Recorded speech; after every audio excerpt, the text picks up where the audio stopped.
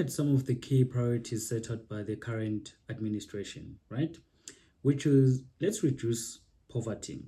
Let's address the issue of unemployment. Let's deal with the high cost of living. So if you're like me, I wonder, did you ever imagine actually that we would have a GNU? I think I speak for some of you here when I say that most of us had also lost the belief in terms of ANC. Most of us had been saying on numerous ways and occasions to say, but what is the point? I mean, it's been how many years now since we've elected ANC? And I think there was once a quote, I think, that I saw during the elections where Nelson Mandela said, you know, guys, if it come at the point where the ANC does to you what the apartheid government did, do not be afraid to throw it away, right? And so one of the things I think I'm wondering and perhaps questioning as well is to say, are we also not making the issue of GNU such a big thing that we may not focus on the current issues that we have? When we look at indeed unemployment, the issue of job creation, our market or rather our economy as well.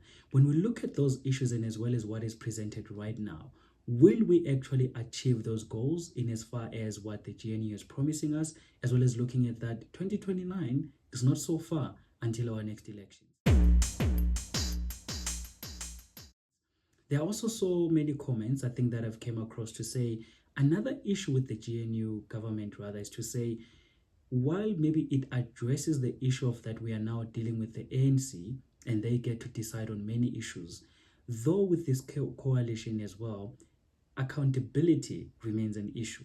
Because now you've got so many parties involved in as far as decision making and policies and so forth. But who now do we hold accountable when it comes down to it to say, why has not been achieved? Who do we go back to? And I think one of the things I'll perhaps open to as well is, what do you think would be best? What do you propose that the GNU actually does so as to avoid the issues maybe that we've been experiencing?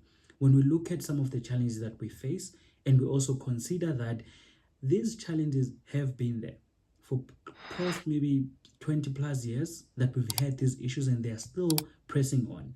So is the coalition dealing with that?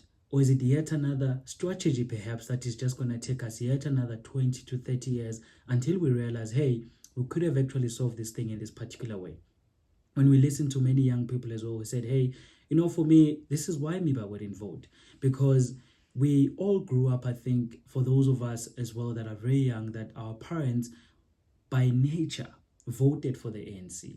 And I think it also begs the question then to say the decisions we have made so far, and as far as looking at the GNU as well as the ANC, was it also really because of the change that we're seeking? Looking at the parties as well that has emerged. I mean, you look at the EFF, in light of the challenges that are there at the moment, how it managed to grow and cater perhaps for another voice that a lot of young people resonated with, and as well as other parties as well at hand, you know, which for me is a conversation between you and I to say, GNU, yes, we know what it means now. We know why it existed. And while indeed, you know, the contrasting views are there to say 1994 and 2024, the coalition goals are not the same.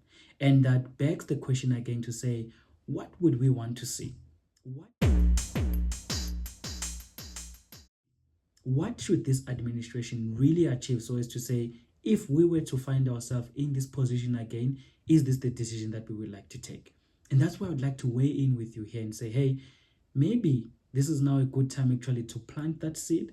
But in doing so, let us also address some of the pressing issues that we have. Because if it's all talk, if it's all policies, if it's all that and this, and but not getting any outcome, desired results and so forth, we haven't solved anything. We haven't moved an inch towards the freedom or perhaps democracy that we all want in the South Africa that we also want to see. This is me now connecting with you, and I'd like to hear as well, what are your thoughts? Because it's one thing, yes, to learn about its histories and its impact and so forth, but it's another thing if the very changes that we hope for are also not being implemented.